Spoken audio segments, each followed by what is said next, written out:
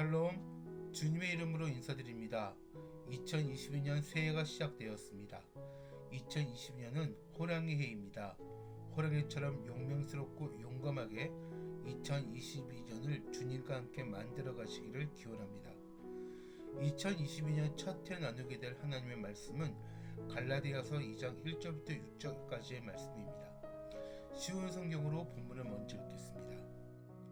14년이 지나서 나는 다시 예루살렘으로 갔습니다. 이번에는 바나바와 디도를 데리고 갔습니다. 예루살렘으로 간 것은 하나님께서 그렇게 하라고 계시하셨기 때문입니다. 나는 거기에서 교회 지도자를 만났습니다. 그들과 따로 만나서 내가 이방인들에게 전하는 복음을 설명해 주었습니다. 그것은 내가 전에 한 일이나 지금 하고 있는 일이 헛되지 않기를 바랐기 때문입니다. 나와 함께 있던 디도는 비록 그리스 사람이지만 나는 그에게 억지로 할례를 베풀지는 않았습니다. 우리 가운데 거짓 형제들이 몰래 들어왔기 때문에 우리는 이 문제에 대해서 이야기를 했습니다. 그들은 우리를 다시 율법의 종으로 만들고 그리스도 예수 안에 우리가 누리는 자유를 엿보려고 정탐꾼처럼 끼어들었습니다. 그러나 우리는 그 거짓 형제들의 뜻을 조금도 따르지 않았습니다. 우리는 복음의 진리가 늘 여러분과 함께 있기를 바랐습니다. 저 귀하다고 하는 사람들도 내가 전하는 복음을 바꾸지 못했습니다. 그들이 귀한 사람이든 아니든 그것은 중요하지 않습니다. 하나님께서는 사람을 겉으로 판단하지 않으시기 때문입니다. 아멘. 오늘 설교 제목은 그리스도인의 담대함입니다.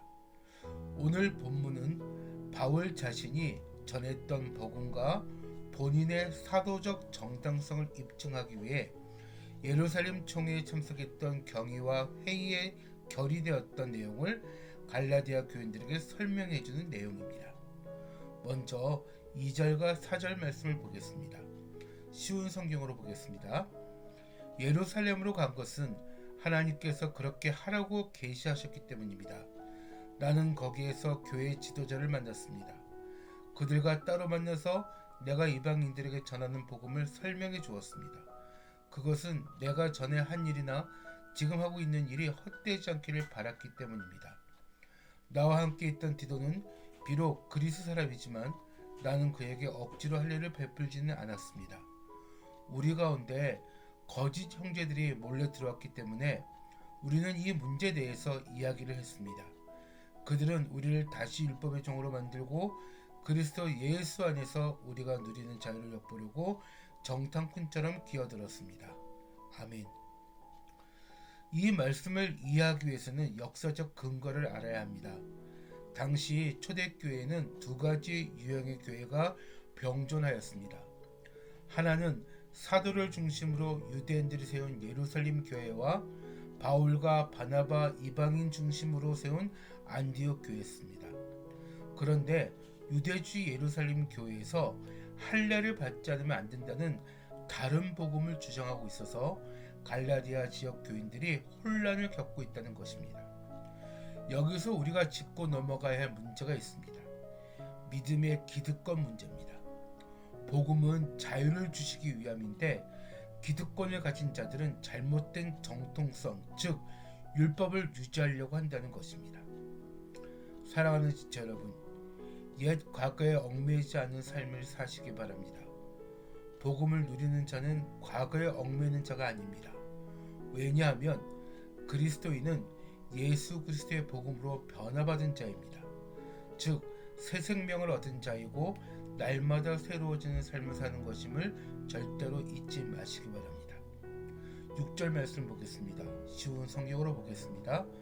저 귀하다고 하는 사람들도 내가 전하는 복음을 바꾸지 못했습니다. 그들이 귀한 사람이든 아니든 그것은 중요하지 않습니다. 하나님께서는 사람을 겉으로 판단하지 않으시기 때문입니다. 아멘. 6절 말씀에서 주 안에서 당당하게 복음을 선포하는 사도 바울의 모습을 느껴보시기 바랍니다. 저 귀하다는 사람들은 예루살렘 교회 지도자들을 말합니다. 그런데 그들이 사도 바울의 가르침을 인정했다는 것입니다.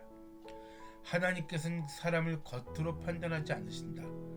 사도 바울은 지위고하 빈부 귀천을 떠나 중심을 보신 하나님에 대한 바른 인식을 하고 있다는 사실입니다. 그러기에 주눅들지 않고 유력한 자들 앞에서 당당하게 외쳤다는 것입니다. 사랑하는 지체 여러분, 2022년 새해를 맞이하여 우리도 세상에 향하여 주가 주시는 지혜로움을 가지고 당당하게 외쳐나가기를 바랍니다. 주가 주신 능력으로 말입니다. 기도하겠습니다.